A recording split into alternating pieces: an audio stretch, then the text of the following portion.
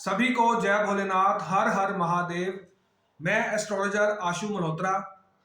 तो आज की पोस्ट में भी मैं आप सभी के लिए बहुत महत्वपूर्ण जानकारी लेकर आया हूं।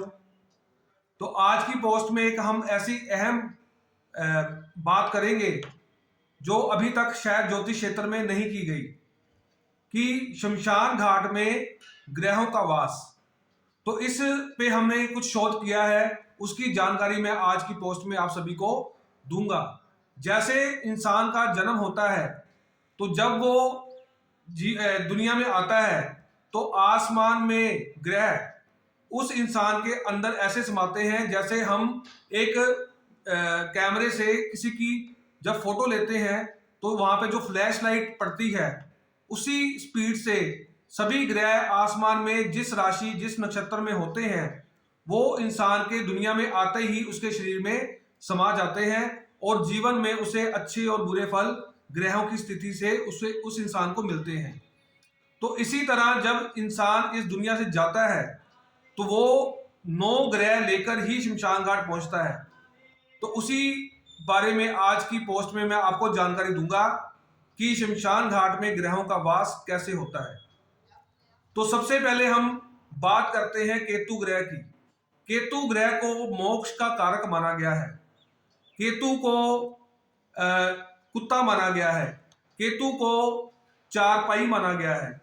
और जो कुत्ता है वो यमराज के द्वार का पहरेदार है। तो सबसे पहले हम केतु की बात करेंगे। जब कोई व्यक्ति मरता है तो उस मृत व्यक्ति को सबसे पहले लकड़ी के फट्टे पर रखा जाता है।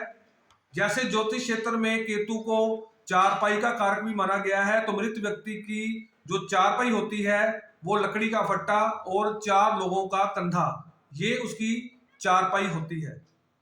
इसके बाद मैं अगर बात करूं तो उसके बाद आते हैं देवगुरु बृहस्पति। देवगुरु जो बृहस्पति हैं, उस मृत व्यक्ति के ऊपर डाला गया हुआ कफन है, सफेद कफन, उसे कहते हैं बृहस्पति ग्रह। इसके बाद जब उस मृत व्यक्ति को शमशान घाट में लेकर जाते हैं तो वहां पे जो सीमेंट का एक थड़ा बना हुआ है जिसके ऊपर उस व्यक्ति को रखा जाता है, उस सीमेंट के थड़े को बोलते हैं शनि। तो वो है शनि ग्रह। और जब मृत व्यक्ति को उस थड़े पर रखने के बाद मिट्टी का घड़ा लाया जाता है, वो मिट्टी का घड़ा है मंगल ग्रह। उस मंगल ग्रह के घड़े में चंद्रदेव यानी चंद्र ग्रह का पानी भरा जाता है, जल भरा जाता है और उस मृत व्यक्ति की परिक्रमा की जाती है। और जब उस इंसान को चिता पे लिटाया जाता है और उस इंसान के मुख में जब देसी घी डालते हैं, तो वो शुक्र ग्रह का कारक है, देसी घी उसके मुख में डालते हैं तो यहाँ पे शुक्र ग्रह बनता है। उसके बाद चिता को अग्नि दी जाती है। चिता को जो अग्नि दी गई है वो फिर मंगल ग्रह की ही है, वहां पे अग्नि मंगल ग्रह की है। और उस चिता में से जो धुआं निकल रहा है वो राहु है, वो राहु ग्रह माना गया है।